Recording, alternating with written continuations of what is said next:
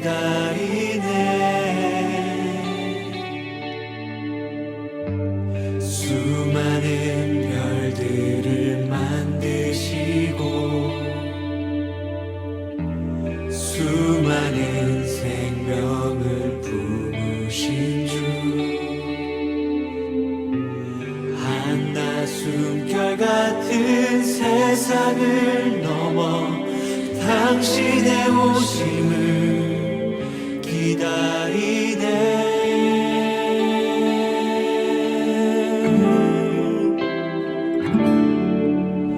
주와 내 영혼이 서로 마주할 그때에 근심의 옷을 벗고 영혼을 살리. 주와 내 영혼이 서로 마주할 그때에 고뇌의 옷을 벗고 영혼을 누리리. 우리 함께 같이 고백하겠습니다. 영원한 시간을 빚으시고 영원한 생명을 누리신 주,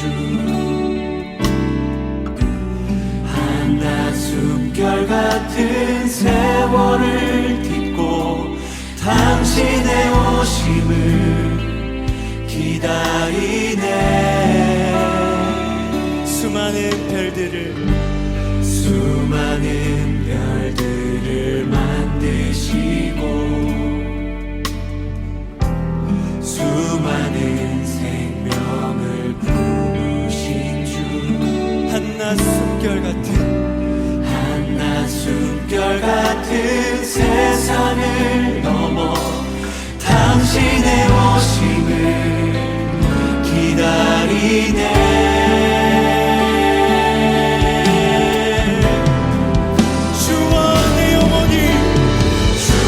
내 영혼이 서로 마주할 그때에 근심의 옷을 벗고 영혼을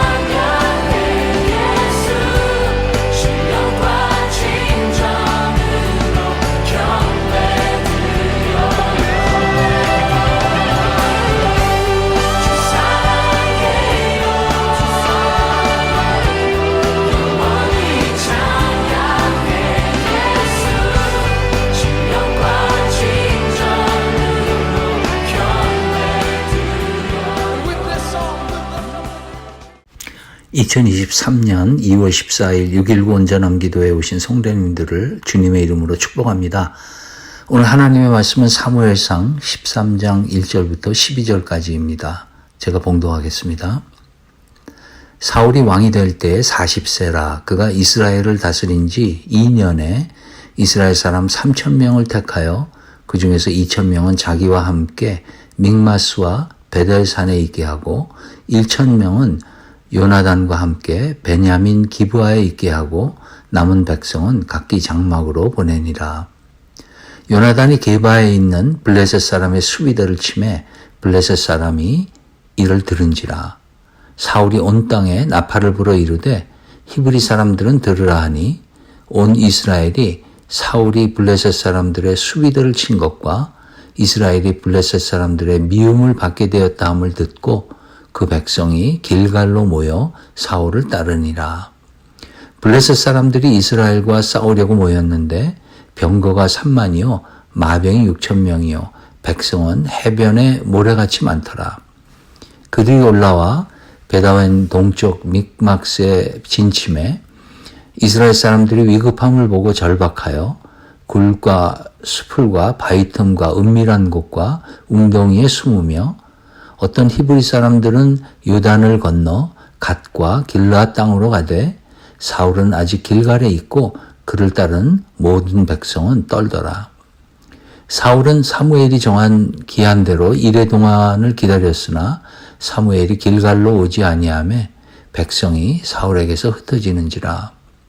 사울이 이르되 번제와 화목제물을 이리로 가져오라 하여 번제를 드렸더니 번제 드리기를 마치자 사무엘이 온지라. 사울이 나가 맞으며 문안하매 사무엘이 이르되 왕이 행하신 것이 무엇이냐 하니 사울이 이르되 백성은 내게서 흩어지고 당신은 정한 날 안에 오지 아니하고 블레셋 사람은 믹마스에 모였음을 내가 보았으므로 이에 내가 이르기를 블레셋 사람들이 나를 치러 길갈로 내려오겠거늘 내가 여호와께 은혜를 간구하지 못하였다 하고 부득이하여 번제를 드렸나이다 하니라. 아멘. 오늘 이야기는 사울이 공식적으로 왕이 된 후에 있었던 첫 전투에 관한 이야기입니다. 사울이 수적으로 훨씬 우세한 블레셋 사람들을 보고 두려움으로 인해서 마음을 지키지 못하고 자신이 직접 하나님께 제사를 지냄으로써 하나님으로부터 왕의 자리에서 버림을 받는 그런 이야기이기도 합니다. 사울이 왕이 된 지 2년 후에 블레셋 군대를 대항하기 위해 군대를 조직합니다. 이스라엘 사람 3,000명을 택하여 2,000명은 자기와 함께 믹마스와 베델산에 있게 하고 1,000명은 요나단과 함께 베냐민 기브아에 있게 하였습니다. 그런데 기브아에 있던 요나단이 게바에 있는 블레셋 군대의 수비대를 공격했습니다. 이 공격은 왕이었던 사울의 명령 없이 자행되었던 것이었지만 요나단의 공격은 사울이 공격한 것과 마찬가지였습니다. 그래서 블레셋과의 전면전이 불가피하다고 느껴진 사울은 이스라엘 백성들에게 그 상황을 알리고 이스라엘 백성들은 길갈에 모여서 사울을 따랐습니다. 그런데 막상 블레셋 군대가 모여서 믹마스에 진을 치자 이스라엘 백성들은 당황하기 시작했습니다. 블레셋 군대의 숫자가 이스라엘 군대가 상대가 안 되게 훨씬 우세했기 때문입니다. 이스라엘 사람들은 굴과 수풀과 바위와 웅덩이에 숨고 어떤 사람들은 심지어 요단강을 건너서 길르앗 땅으로 도망을 가버렸습니다. 그리고 남은 백성들은 두려워서 떨었다고 기록되어 있습니다. 자, 이렇게 블레셋 군대와 이스라엘 군대가 대치한 상태가 일주일이 지속되었습니다. 이스라엘 군대를 붙잡고 있는 공포는 더 심해져 갔고 백성들은 사울에게서 흩어지기 시작했습니다. 이 일주일이라는 시간이 중요한 이유는 사무엘상 10장 8절에서 사무엘이 사울에게 이렇게 말합니다. 너는 나보다 앞서 길갈로 내려가라.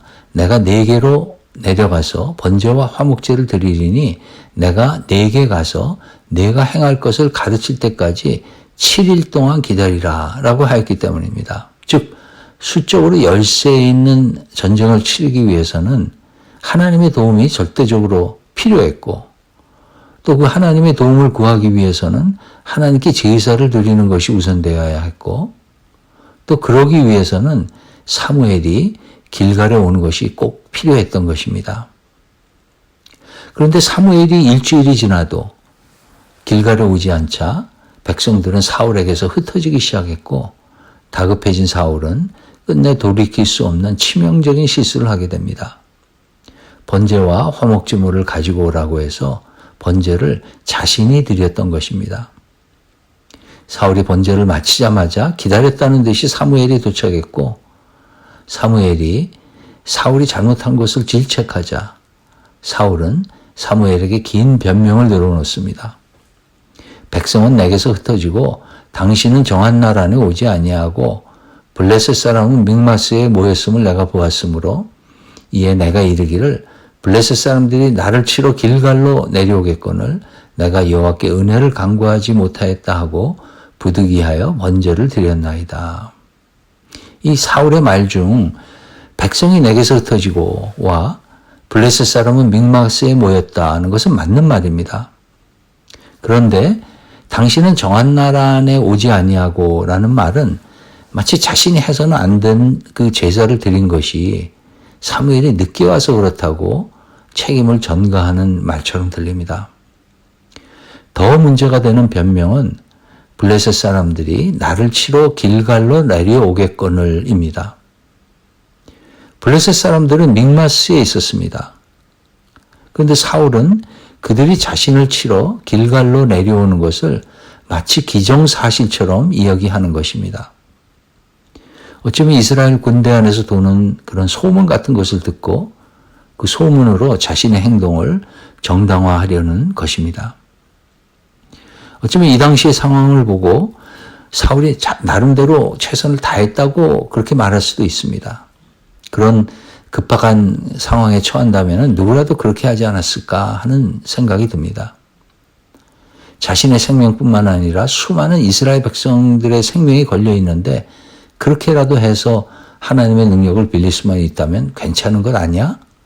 라고 생각할 수도 있습니다. 일반적으로는 제사장이 제사를 드리는 것이 맞지만 이렇게 급박한 상황에서는 신속하고 합리적으로 판단해서 제사를 드려야 했다는 것이 그것이 사울의 논리입니다. 사울은 상황에 따라서 하나님의 명령이 변할 수 있다는 그런 상황 논리를 따랐던 것입니다. 사울은 눈앞에 있는 사실을 보고 행동했지만 그에게 부족했던 것은 순종이었습니다. 하나님이 개입하시면은 전쟁을 승리로 이끄실 수 있다 하는 이런 믿음은 있었지만은 그냥 제사를 드리기만 하면 어떤 모습으로 드리든 제사를 드리기만 하면 하나님이 당연히 도우시리라는 그런 그릇된 믿음도 있었던 것입니다. 하나님의 능력을 경험하기 위해서는 하나님의 말씀에 순종해야 한다는 진실을 외면했던 것입니다. 요한복음 14장 21절에서 예수님께서 이렇게 말씀하셨습니다. 나의 계명을 지키는 자라야 나를 사랑하는 자니 나를 사랑하는 자는 내 아버지께 사랑을 받을 것이요 나도 그를 사랑하여 그에게 나를 나타내리라. 하나님의 계명을 지키는 자, 즉 하나님의 말씀에 순종하는 자가 하나님을 사랑하는 자요 그에게는 하나님의 능력을 나타내시겠다는 그런 말씀입니다. 또 예수님은 요한복음 4장에서 나의 양식은 나를 보내신 이의 뜻을 행하며 그의 일을 온전히 이루는 이것이니라. 나를 보내신 이의 뜻을 행하는 것, 즉 순종하는 것이 예수님의 양식이라고 하셨습니다. 양식이 없으면 죽습니다. 즉 예수님이 생명을 바쳐서 하는 것이 하나님의 뜻을 순종하는 것이라는 그런 말씀입니다. 짐 월리스라는 목사님이 하신 말씀이 생각납니다. 현재 전도의 크나큰 비극은 믿음으로 부름을 받은 사람은 많은데 순종으로 부름을 받은 사람은 적다는 사실이다. 믿습니다, 믿습니다라고 외치지만 실상 삶 속에서 위급한 상황이 생기거나 자신에게 불리한 상황이 생길 때 하나님의 말씀을 잠시 카페 밑에다가 넣어두고 우리의 행동을 상황 논리에 맞추어 합리화하는 저희들을 향한 질책의 말씀으로 봤습니다. 순종이 없는 믿음이 가능할까요? 오늘 사울을 통하여 순종이 없는 반쪽 믿음이 가능함을 보았고 하나님께서는 그런 믿음을 가증히 여기신다는 것을 말씀을 통하여서 보게 됩니다. 오늘 말씀을 통하여서 또 한 가지 묵상해 볼 수 있는 것은 사울이 이렇게 불순종하게 된 이유 중에 가장 큰 것은 두려움이라는 것입니다. 블레셋 군대의 숫자를 보고 두려움이 생겼고 또 자기를 따르던 이스라엘 백성들이 자신을 떠나는 것을 보고 두려움이 더 커졌습니다. 이렇게 두려움이 사울의 마음을 사로잡자 군대 안에 떠도는 소음은 즉 블레셋 군대가 믹마스를 떠나서 길갈로 올 것이라는 근거 없는 소문을 마치 기정사실인 양 받아들이게 되고 그래서 자신이 제사를 드리는 잘못을 범한 것입니다. 지난 주일 때 설교 때 김 목사님께서 사실은 진실이 아닐 수 있다라고 말씀하셨는데 사울의 경우는 소문을 사실로 받아들이고 그 사실을 진실로 받아들이는 그런 우를 범합니다. 또 목사님께서 김현옥 교수님의 공감이라는 책 안에 있는 참여하는 나와 관찰하는 나를 소개하시면서 관찰하는 나가 추락에 참여하는 나를 붙잡아 깨우는 역할을 해야 한다고 말씀하셨는데 사울의 경우에 참 적합한 말씀이라고 생각합니다. 블레셋 군대의 숫자를 본 사울은 겁이 나기 시작했고 주위에 있는 백성들이 자기를 떠나자 두려움이 엄습하기 시작했습니다. 그 두려움의 나락 속에서 자신의 생각을 추스리고 하나님께 간구하기보다는 그 마음이 두려움에 참여하는 것을 그냥 내버려둔 것입니다. 그러니까 작은 소문도 사실로 들리게 되었고 결국은 하나님을 불순종하는 죄를 범하게 된 것입니다. 여러분은 어떠신가요? 혹시 부정적인 생각이나 소문에 마음을 맡겨놓고 있지는 않으시는지요? 우리가 부정적인 생각을 할 때 그 생각은 우리도 모르게 우리의 언어와 태도와 행동에 나타나서 실제로 우리들의 삶에서 그런 부정적인 일들을 만들어낸다는 것을 기억해야 합니다. 저는 올해 레졸루션을 마음과 생각을 지키자로 정했습니다.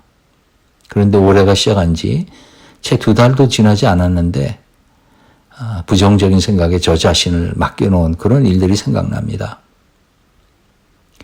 잠언 4장 23절 말씀을 외고 암송하면서 그 마음을 지키려고 합니다. 모든 지킬 만한 것 중에 더욱 내 마음을 지키라. 생명의 근원이 이에서 남이니라. 오늘도 마음과 생각을 잘 관찰하여서 생명의 근원이신 하나님께서 원하시는 그런 마음을 품고 살아가는 저희 모두가 되길 주님의 이름으로 축원합니다. 그래서 우리의 삶 속에 다가오는 이런 긴급한 상황 속에서 그 상황에 짓눌려 두려움으로 잘못된 결정을 하기보다는 하나님이 약속하신 말씀을 기억하며 순종할 때 하나님의 놀라운 구원의 손길을 경험하는 우리 모두가 되길 주님의 이름으로 간절히 축원합니다. 오늘 말씀을 생각하면서 저희 기도하겠습니다. 말씀을 듣는 가운데 우리에게 하나님 말씀을 불순종하고 있거나 혹은 또 완전한 순종을 하지 못하고 있는 그런 일들이 생각난다면은 그 부분들을 내려놓고 하나님의 말씀에 온전히 순종할 수 있도록 하나님의 도우심을 구하는 기도를 드리겠습니다. 또한 저희의 마음을 잘 관찰하여서 혹시 부정적인 생각에 참여하고 있는지 돌아보기를 원합니다. 우리의 마음이 하나님께서 약속하신 말씀을 붙잡고 하나님을 기대하는 마음으로 변할 수 있도록 성령님의 도움을 구하는 기도를 드리겠습니다.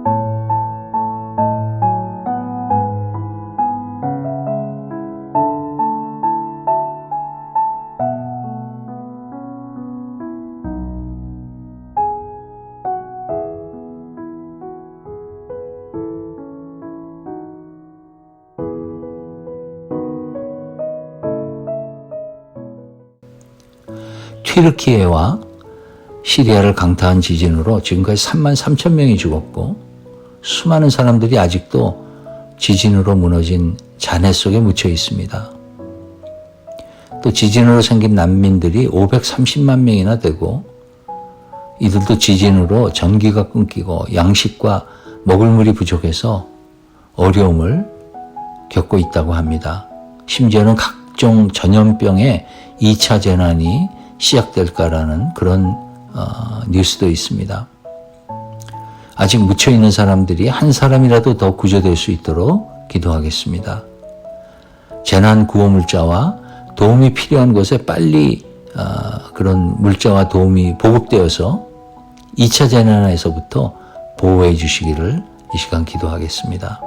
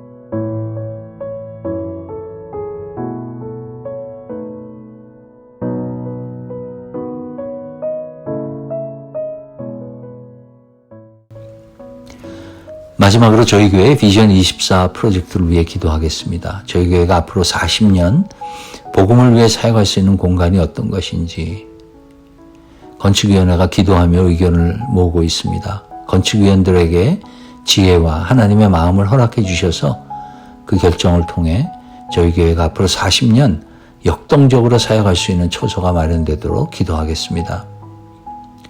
차세대 유스 사역자를 위해서 기도해 주시고 마지막으로 성도님들 중에서 영적으로 힘들어하고 질병으로 어려움에 계신 분들을 기억하면서 기도하겠습니다.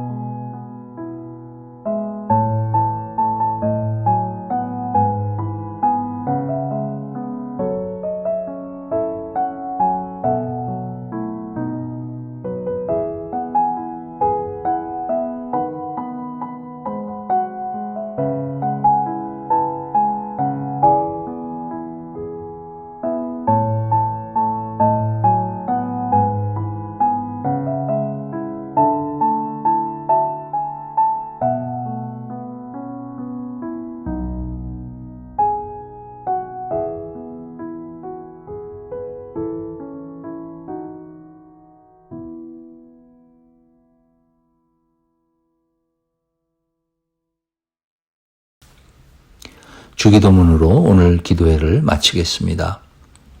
하늘에 계신 우리 아버지여, 이름이 거룩히 여김을 받으시오며 나라가 임하시오며 뜻이 하늘에서 이루어진 것 같이 땅에서도 이루어지이다.